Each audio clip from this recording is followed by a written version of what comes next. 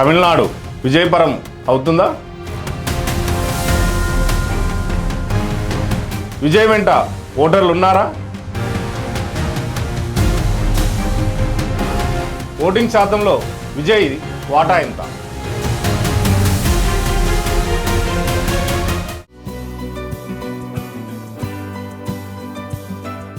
నమస్తే, మీరు చూస్తుంది యువతరంగం. ఇది సమాజాంతరంగం. నేను మీ సిద్ధు గౌడ్. యువతరంగం ఛానల్ని చూస్తున్న ప్రేక్షకులందరికీ చిన్న విన్నపం, వెంటనే సబ్స్క్రైబ్ చేయండి. మీ అభిప్రాయాలను కామెంట్ రూపంలో తెలియజేయండి.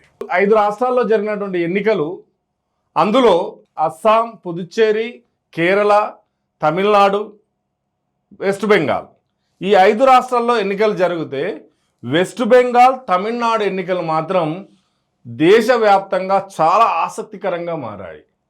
రిజల్ట్ మే 4న వస్తుండడంతో ఇక్కడ అధికారం ఎవరికి వస్తుందా అనేటువంటి ఆతృత అందరిలో నెలకొంది. ముఖ్యంగా తమిళనాడులో సినీ నటుడు విజయ్ రాజకీయ ప్రవేశం జరిగిన తర్వాత అధికారం చేపడుతున్నాడా, మరో ఎంజీఆర్ మరో ఎన్టీఆర్ లాగా సీఎం కాబోతున్నాడా అనేటువంటి చర్చ దేశవ్యాప్తంగా జరుగుతుంది. కొన్ని ఛానళ్ళు అయితే ఏకంగా అది ఫేకా కాదా తెలియదు కానీ థంబ్నెయిల్స్ పెట్టి విజయ్ని బీజేపీ పిలిచినట్టు కూడా చూపిస్తున్నాయి. దీంతో విజయ్ రోజుకింత హాట్ టాపిక్గా మారిపోతున్నాడు. విజయ్ రాజకీయం ఏదైతే ఉందో చాలా ఆసక్తికరంగా మారిపోతుంది. తమిళనాడులో జరిగినటువంటి ఎన్నికలు విజయ్కి విజయం అందిస్తుందా అని అందరూ ఆతృతగా చూస్తున్నారు.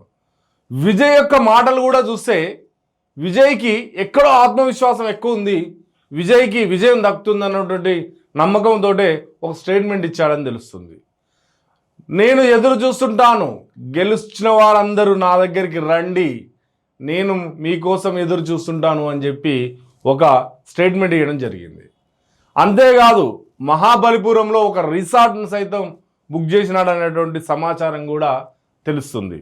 విజయ్ టీవీకే పార్టీ నుండి గెలిచినటువంటి ఎవరైతే అభ్యర్థులు ఉన్నారో వాళ్ళందరూ కూడా మహాబలిపురంలోని ఆ రిసార్ట్కు రావాలి, అక్కడ క్యాంపుగా ఉందాము, అక్కడ ఎదురు చూస్తుంటాను అని చెప్పి విజయ్ చెప్పినటువంటి ప్రకటనకు బలం ఎక్కువగా ఏర్పడుతుంది. అంటే విజయ్ ఇక్కడ కింగ్ అవుతుండా, కింగ్ మేకర్ అవుతుండా అనే చర్చతో చూస్తే ఒక సర్వే మాత్రం కింగే అవుతుందని చెప్పింది. ఆ సర్వే కింగ్ అని చెప్పడానికి గల కారణాన్ని కనుక చూసినట్లయితే తమిళనాడులో 2 పార్టీల మధ్య జరిగినటువంటి పోరు ఏదైతే ఉందో ఆ పోరు పైన ప్రజలకు విరక్తి చెంది 3వ రాజకీయ పార్టీని స్వాగతిస్తున్నారు. అందుకే విజయ్కి విజయం అందించడానికి సిద్ధంగా ఉన్నారు ఓటర్లు అని చెప్పి ఒక ఆ సర్వే చెప్తున్నది. అంతేకాదు తమిళనాడులో ఉన్నటువంటి 2 కోట్ల మంది యువత ఎవరైతే ఉన్నారో ఆ 2 కోట్ల మంది యువత ఓటు వేయడం ద్వారానే తమిళనాడులో ఓటింగ్ శాతం పెరిగింది. ఆ ఓటింగ్ శాతం పెరిగిన విషయం ఏదైతే ఉందో అది విజయ్కి విజయావకాశం కల్పించేలాగా మార్పు చెందబోతుంది అని చెప్పి ఒక వాదన కూడా బలంగా వినిపిస్తుంది. మరి నిజంగా తమిళనాడు ప్రజలు మార్పు కోరుతున్నారా? నిజంగా తమిళనాడు ప్రజలకు డిఎంకే పైన అంత అసంతృప్తి ఉందా? నిజంగా విజయ్ వచ్చి తమిళనాడులో రాజకీయ ప్రక్షాళన చేస్తాడని చెప్పి నమ్మగలుగుతున్నారా? ఈ విషయాలను కనుక చూసినట్లయితే నిజానికి విజయ్కి సినీ క్రేజ్ ఉంది, సినీ గ్లామర్ ఉంది, సినీ చరిష్మా ఉంది, కానీ రాజకీయ పరిపక్వతకు ఎక్కడ కూడా కనిపించడం లేదు. విజయ్ మాట్లాడిన ప్రసంగాలు చూసినా, విజయ్ ముందుకు వెళ్ళినటువంటి తీరు చూసినా ఎక్కడ కూడా ప్రజలకు దగ్గరయ్యి ప్రజలు తనకు మద్దతు తెలిపే విధంగా మాత్రం ఎక్కడ కూడా కనిపించలేదు. విజయ్కి చాలా సర్వేలు ఏం చెప్తున్నాయంటే 10 నుంచి 15 మధ్య ఎమ్మెల్యే సీట్లు వస్తాయండి. 234 ఎమ్మెల్యే స్థానాలు ఉన్నటువంటి తమిళనాడులో విజయ్కి 10 నుంచి 15 స్థానాలు, లేదంటే 10 నుంచి 15% మాత్రమే రాగలవని చెప్పి మిగతా విశ్లేషకులు మిగతా సర్వేలు చెప్తున్నాయి.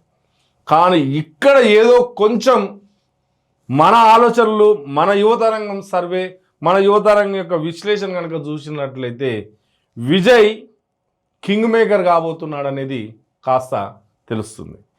విజయ్ రాజకీయంగా నిర్ణాయక శక్తిగా ఎదిగి విజయ్ డిఎంకే కానీ ఏఐడిఎంకే కానీ విజయ్ మెజార్టీ అవసరం ఏర్పడుతుందన్నటువంటి వాదన కూడా మనకి ఇక్కడ విశ్లేషణలో కనిపిస్తుంది. నిజానికి డిఎంకే పైన ఏఐడిఎంకే పైన యూత్కు కాస్త అసంతృప్తి ఉంది. ఈ రెండు పార్టీలు ఇప్పటివరకు తమిళనాడులో తీసుకొచ్చినటువంటి మార్పు ఏమాత్రం లేదు అని చెప్పి యూత్ నమ్ముతుంది. అంతేకాదు యూత్ విజయ్కి ఒక అవకాశం ఇస్తే ఏం చేస్తాడో చూద్దామని చెప్పి కూడా ఓట్లేసినారు. సో ఇక్కడ కింగ్ మేకర్ అయ్యే అవకాశం కనిపిస్తుంది. కింగ్ కాకపోవచ్చు కానీ కింగ్ మేకర్ అయ్యేటువంటి అవకాశం తమిళనాడులో విజయ్ పైన కనిపిస్తుంది. విజయ్ కూడా అదే ధీమాతోటి మహాబలిపురంలో అక్కడ క్యాంపు రాజకీయం కూడా ఏర్పాటు చేసినట్టు మనకు కనిపిస్తుంది. అందుకే గెలిచిన అభ్యర్థులు ఎవరి వలలో పడకుండా నా దగ్గరికి రండి, ఇక్కడే ఉందాం, ఇక్కడే ఉండి తమిళనాడులో ప్రభుత్వం ఏర్పాటు చేసే ఏ స్థాయి ఉన్నా ఎవరికి ఉన్నా వాళ్ళకు మన అవసరం ఏర్పడుతుంది. కాబట్టి ఈసారి మనం ఎన్నికలకు వచ్చిన మన సత్తా చాటినాం. ఈసారి కాకపోతే వచ్చేసారైనా సింగిల్గా పూర్తి స్థాయిలో మనం ప్రభుత్వాన్ని ఏర్పాటు చేస్తామన్నటువంటి ధీమా విజయ్కి కనిపిస్తుంది. నిజంగా కూడా తమిళ ఓటర్లు నిర్ణయించినటువంటి శక్తి ఏదైతే ఉందో తమిళ ఓటర్ల యొక్క తీర్పు ఏదలా ఉండబోతుందంటే తమిళనాడులో హంగు కనిపించేటువంటి అవకాశం మెండుగా కనిపిస్తుంది.